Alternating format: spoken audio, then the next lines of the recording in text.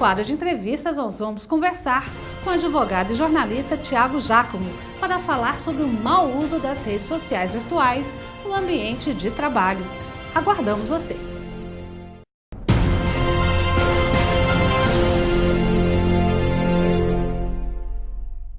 Na era da informação, as redes sociais virtuais e os meios telemáticos assumem enorme protagonismo. Cada vez mais estamos presentes no mundo virtual, sendo que a nossa conduta nesse ambiente pode gerar sérias consequências no mundo real. A nossa forma de interagir nas redes sociais pode gerar constrangimentos, seja pela exposição excessiva da imagem, seja pelo registro de ideias e posicionamentos inadequados ou pela invasão de privacidade. Constrangimento que tem consequências também nas relações de emprego. O mau uso desses meios pode levar à dispensa com ou sem justa causa, a depender do contexto. É justamente para falar sobre as possibilidades de demissão e as dúvidas do usuário que nós recebemos hoje no Hora Extra o advogado e jornalista Thiago Giacomo. Thiago, seja bem-vindo à Hora Extra. Muito obrigado, eu agradeço imensamente pelo convite. Thiago, a rede social é um espaço público ou privado? Pois é, essa é a primeira questão que é muito interessante nós esclarecermos para que outras dúvidas subsequentes a ela sejam esclarecidas em consequência, né? O que acontece é o seguinte, essa é a maior confusão que as pessoas têm, se é espaço público ou se é espaço privado. O espaço público é o espaço da lei, da norma, e sem ele nós não temos nem república e nem democracia. É ali que reside a ideia de tornar-se visível. O espaço privado é o espaço da vontade, do mando e do desmando, daquilo que eu quero, da forma como eu quero, aquilo que eu penso, sem que gere outras consequências. Então, se nós entendermos que o nosso comportamento nas redes sociais pode causar consequências, pode causar responsabilização, ou seja, a norma deve ser aplicada no caso de um comportamento inadequado, nós temos que entender que a rede social é um espaço público. Porque gera consequência, gera responsabilidade a partir daquilo que publico, a partir da minha manifestação nesse ambiente. E o WhatsApp, a nova coqueluche, vamos dizer, dos usuários de internet, ele é público ou privado? Porque é um grupo restrito, né? Justamente. Isso tudo ainda é uma zona nebulosa que o judiciário ainda está encarando, é algo novo, né, que nós estamos encarando, tanto o judiciário quanto os professores, doutrinadores. Ainda não existem muitas respostas a respeito disso, justamente por ser algo muito recente. Mas em relação ao WhatsApp, em relação a problemas trabalhistas, no último mês nós tivemos uma decisão judicial que tratou sobre isso. Uma decisão proferida por uma juíza do Tribunal Regional do Trabalho de Brasília, da 10ª região, né?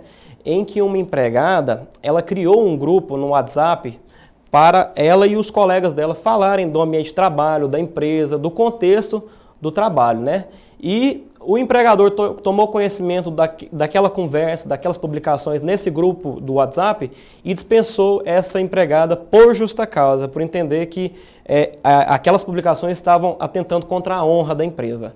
Pois bem, ela ajuizou uma reclamatória trabalhista contra essa empresa e, ao final, foi decidido por uma juíza de primeira instância que o WhatsApp se trata de um grupo fechado, de publicações privadas e, portanto, deveria prevalecer, naquele caso, a livre manifestação do pensamento da trabalhadora e dos demais colegas que ali participaram através das conversas. O comportamento em redes sociais é critério de seleção, de promoção e de dispensa? Na prática, sim. Hoje em dia, nós percebemos que durante as entrevistas ou até ao encerramento das entrevistas, as empresas vão atrás da vida virtual dos candidatos. Elas fazem uma análise extra, buscam mais informações a respeito daquelas pessoas que estão tentando ser contratadas pela empresa, né? E o que nós percebemos é que muitas pessoas não têm essa noção de que fazendo um mau uso das redes sociais, elas podem estar produzindo prova contra si. Então, a empresa, ao entrevistar um candidato, ela busca, sim, nas redes sociais, algumas informações a respeito do comportamento dele e já existe até pesquisas que mostram as principais falhas, aquilo que mais é combatido na hora de contratar. Ou seja, publicação inapropriada, foto bebendo ou usando droga, foto provocativa, publicações discriminatórias de cunho racista, de cunho homossexual, publicações que deixem evidenciado que aquele cidadão fala mal do empregador, publicação considerada confidencial pela empresa por onde ele passou. Ou seja, existe uma série de falhas que as pessoas cometem no uso das redes sociais que podem resultar em uma eliminação em um processo seletivo, como também em uma dispensa ou uma possibilidade de não conseguir uma promoção por aquele comportamento. Ou seja, nós falamos aqui no começo desses critérios que são para o caso de contratação, mas eles também são aplicados no caso de uma promoção ou de uma dispensa. Um empregador que constata que o empregado não se comporta da forma esperada nas redes sociais, porque o que o trabalhador tem que entender é o seguinte: espera-se dele o mesmo comportamento tanto no ambiente virtual quanto no real. Apesar de ser dois mundos distintos, o comportamento tem que ser o mesmo. Não adianta você ser um excelente profissional enquanto você está ali trabalhando, se no mundo virtual, que é um espaço público, você não se comporta da forma esperada. Então, por isso que digo que essas publicações em redes sociais influenciam no critério de seleção, quando a pessoa está sendo entrevistada para ser contratada pela empresa, como no processo, a partir do momento que ele é empregado e que busca uma promoção, e até mesmo no processo de dispensa, né? As pessoas tendem a pensar, porque elas estão publicando, conversando sozinhas nos seus quartos, no seu ambiente doméstico, às vezes de achar que aquilo não está sendo visto por todos, não vai ser analisado por todos. Justamente, eu acho que, como eu disse anteriormente, a primeira confusão é essa. As pessoas ainda não conseguiram entender que rede social é um espaço público e que, portanto, gera consequências a partir do que você publica, consequências legais. O segundo remédio para isso é a questão do bom senso, que realmente nós percebemos que muitas dessas publicações acontecem justamente pela falta de bom senso. O bom senso realmente ele é o norte para que as pessoas tenham um melhor comportamento, uma melhor postura nas redes sociais no mundo virtual. O empregado está autorizado a monitorar os sites que seus empregados acessam, bem como o tempo gasto, os conteúdos e os horários acessados? O empregador está autorizado a fazer essa fiscalização. Não existe uma norma específica que trate sobre isso. O que fortalece o empregador para fazer esse tipo de fiscalização do uso do empregado da internet e de outras ferramentas durante o horário de trabalho? São os artigos 2º e 3º da CLT, que falam da subordinação e do poder diretivo do empregador. Ou seja, a jurisprudência e a doutrina entendem que essa fiscalização pode ser feita. Quais são os limites dessa fiscalização? Os limites são as regras constitucionais. Desde que essa fiscalização não viole a intimidade, a privacidade e a dignidade da pessoa humana. Então, esses são os limites do que o empregador pode investigar a respeito do uso do empregado de internet, de redes sociais, do comportamento virtual como um todo durante o horário de trabalho. Então, assim como no mundo real, no mundo virtual, o poder de mando, diretivo, de fiscalização é um direito do empregador. Justamente. Nós vamos para um rápido intervalo e voltamos já. Hoje falando sobre o uso das redes sociais no ambiente de trabalho. Não saia daí.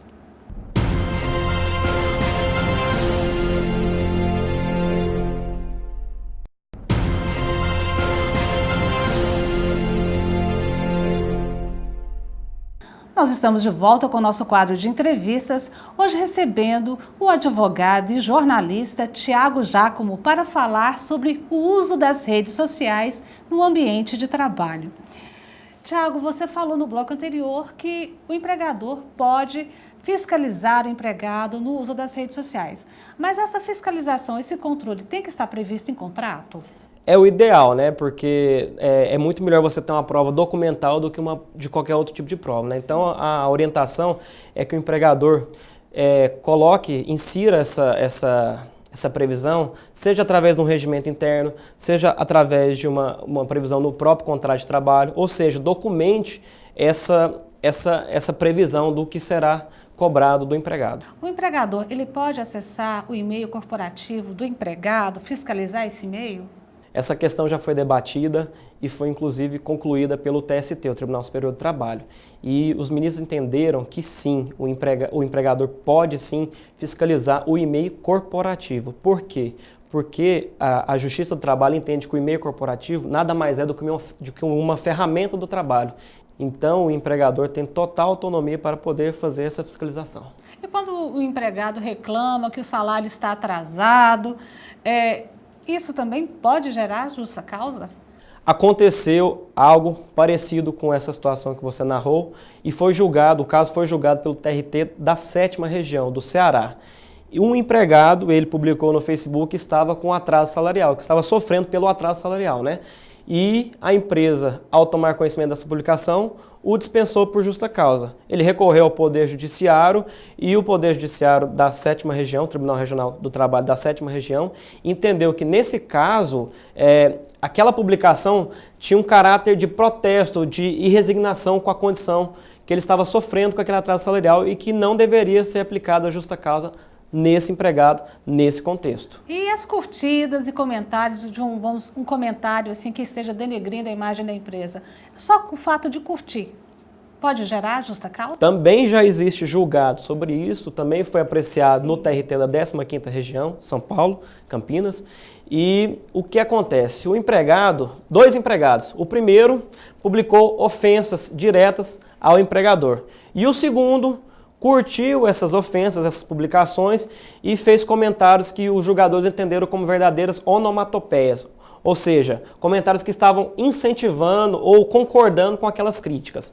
E isso foi julgado em primeira e segunda instância, e em segunda instância foi pacificado o entendimento de que era devida à justa causa naquele contexto em que o empregado curtiu e comentou as ofensas de uma outra publicação, de um outro empregado, do mesmo empregador, porque ali a ideia da curtida do comentário significava apoio, anuência àquelas ofensas que foram publicadas. E quanto ao WhatsApp?